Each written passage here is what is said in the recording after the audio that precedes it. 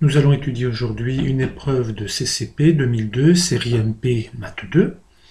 On va commencer par l'étude d'un exemple. Premièrement, soit grand A une matrice quelconque appartenant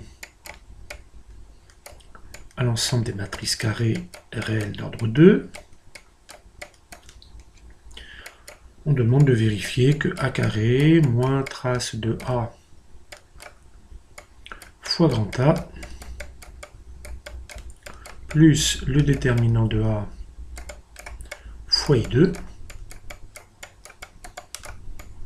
égale 0. Pour cela, on part bien sûr d'une matrice quelconque de la forme ABCD, d'ordre 2, avec ABCD des réels. A carré s'obtient donc par simple multiplication. Et on obtient A carré égale A carré plus BC, AB plus BD, AC plus DC, BC plus D2. Maintenant, nous allons calculer trace de A fois A, moins déterminant de A,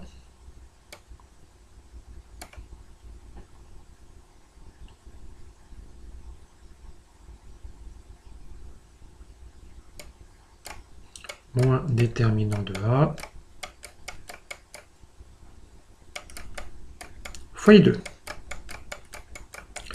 L'objectif étant de démontrer que c'est rigoureusement égal au A carré précédent, ce qui prouvera l'égalité demandée.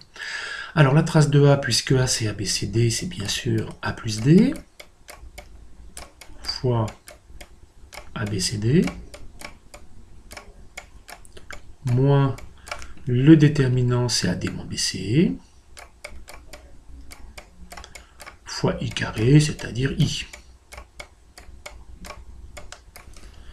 Si nous effectuons tous les calculs, on obtient donc, alors l'élément qui est situé sur la première ligne et la première colonne, c'est A carré plus D, qui provient de trace de A fois A, moins AD plus BC. Ensuite, nous avons AB plus BD. Ici, nous avons AC plus DC. Et enfin, ici, nous avons AD plus D2 moins AD plus BC. Et après simplification des termes obtenus,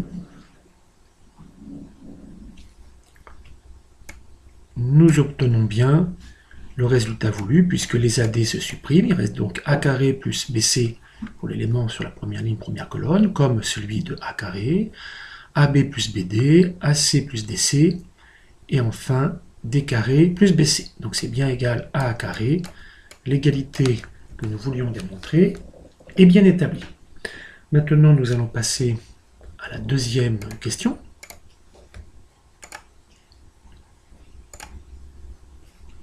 Cette deuxième question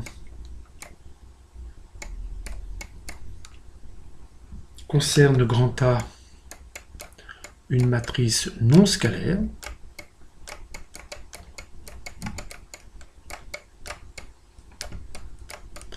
Je rappelle qu'une matrice non scalaire, c'est une matrice qui n'est pas de la forme lambda I2. Lambda est un réel.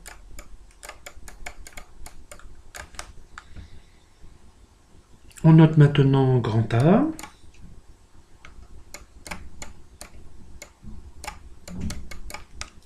L'ensemble des matrices grand M appartenant à M de 2R.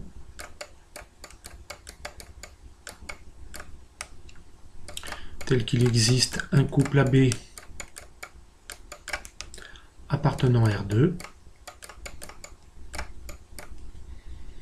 tel que grand M vaut AI2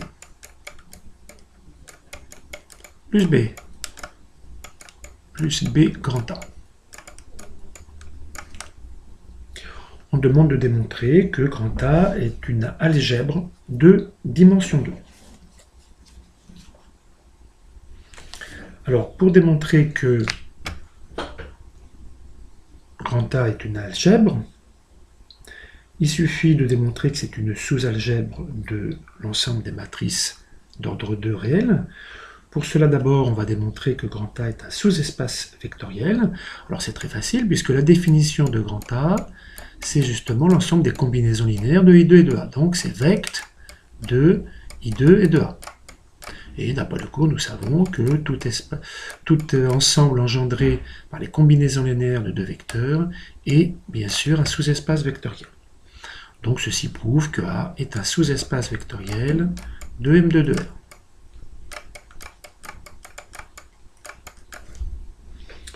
Comme par ailleurs A n'est pas scalaire, I2 A forme une famille libre.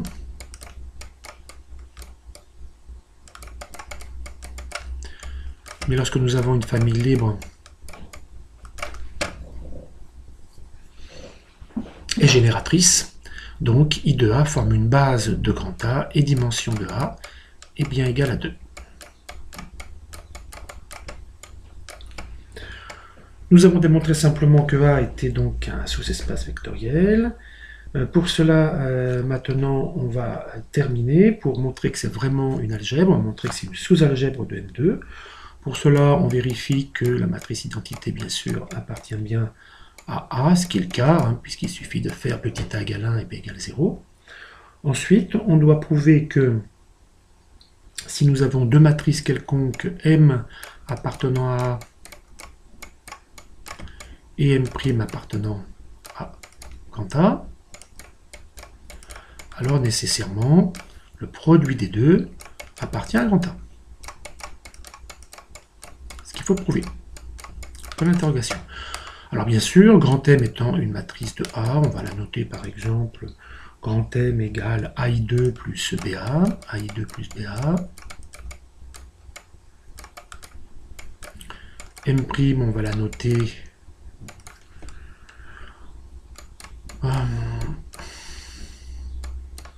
A'2 plus B'A. Et on n'a plus qu'à faire le produit des deux, donc M fois M' égale, donc ça fait bien sûr AA'(I2) plus AB'A plus BA'(A) plus BB' A carré. C'est-à-dire, puisque A carré vaut, nous l'avons démontré auparavant,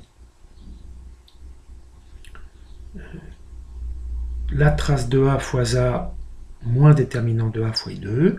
Donc on remplace A carré par trace de A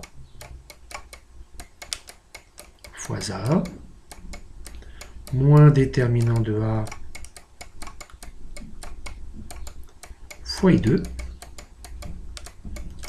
D'où finalement MM', si nous faisons les regroupements judicieux, va donner, alors, par exemple, ce qui est multiplié par I2, on a déjà A', qui revient de A'(I2). Ensuite, quand on développe le BB' devant trace de A fois A moins déterminant de AI2, on a moins BB' déterminant de A, le tout donc fois I2. Et enfin, ce qui est facteur de grand A, c'est AB' plus BA' et plus BB' trace de A.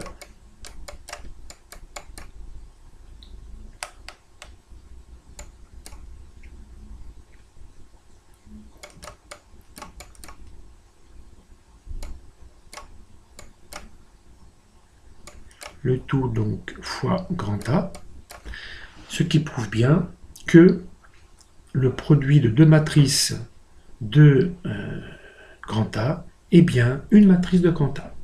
Ceci permet d'affirmer que grand A est bien une algèbre de dimension 2 de M2 de R.